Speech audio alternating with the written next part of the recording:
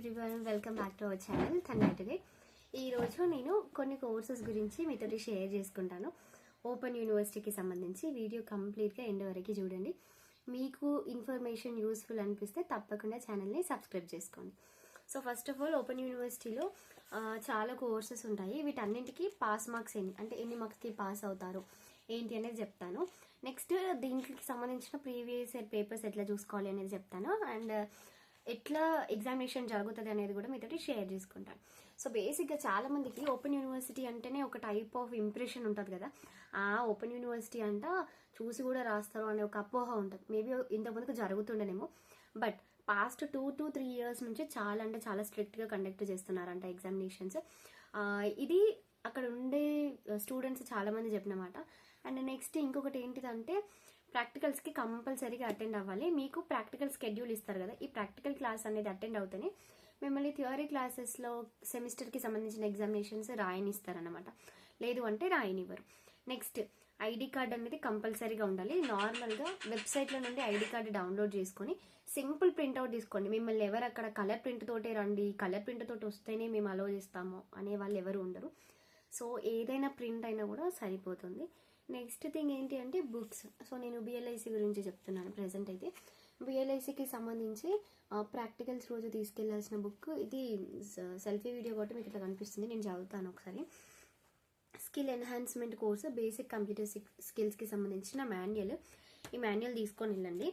And ఈ paper కూడా మనకి 60 మార్క్స్కి ఉంటుంది అనమాట. 60 మార్క్స్కి ఉంటుంది. ఎన్ని మార్క్స్కి పాస్ అంటే 24 మార్క్స్కి పాస్. సో కంపల్సరీగా 24 మార్క్స్ అనేది రావాలన్నమాట. అట్లయితేనే మీరు పాస్ అవుతారు. అండ్ మీకు ఈ బుక్ ఉంది కదా, skill enhancement basic computer skills book. దీంట్లో మీకు లాస్ట్ ఇయర్ది పేపర్ ఉంది, బట్ ఈ పేపర్ ప్యాటర్న్ చేంజ్ అయిందంట. మేబీ ఇది బుక్ అప్డేట్ చేయకపోవడం వల్లనో ఏంటో మనకు తెలియదు, కానీ ఇదైతే అసలైన పేపర్ ప్యాటర్న్ కాదంట. ఓకే, దీనికి సంబంధించి నేను షార్ట్లో అప్లోడ్ చేస్తాను, అది ఒకసారి చెక్ చేయండి. నెక్స్ట్ అసలు బిఎల్ఐసిలోనే ఒక చక్కటాని ముత్యం అన్నమాట ఈ బుక్. సో ఈ సబ్జెక్ట్ చాలా మంది ఫెయిల్ అవుతారంట.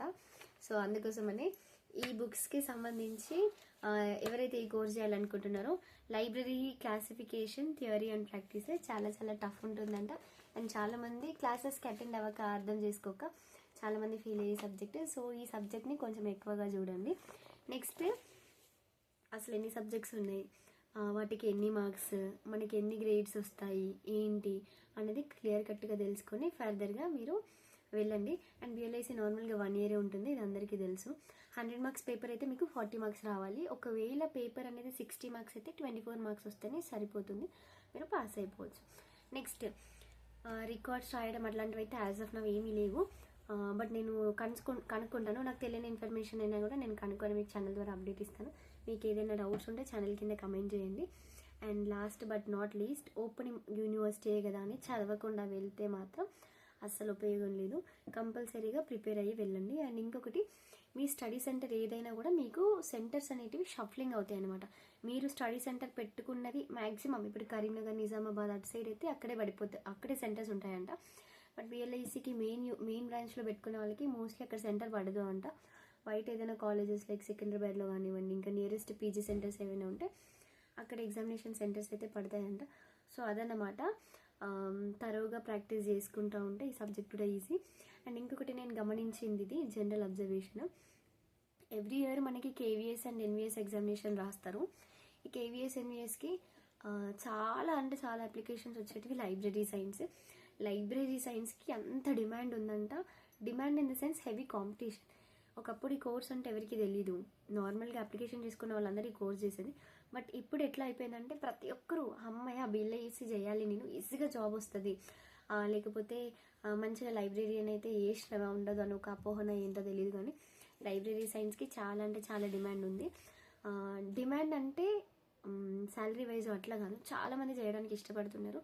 అండ్ ఇప్పటికే ఒక్కసారి గవర్నమెంట్ నోటిఫికేషన్ వేస్తే దగ్గర 50,000 మంది రెడీగా ఉంటారంట. ఇప్పుడు నోటిఫికేషన్ వేస్తే ఇప్పుడు అప్లికేషన్ చేసుకోవడానికి ఒక 50,000 మెంబర్స్ రెడీగా ఉంటారంట. అంటే అర్థం చేసుకోండి కాంపిటీషన్ ఏ లెవెల్లో ఉంది అనేది.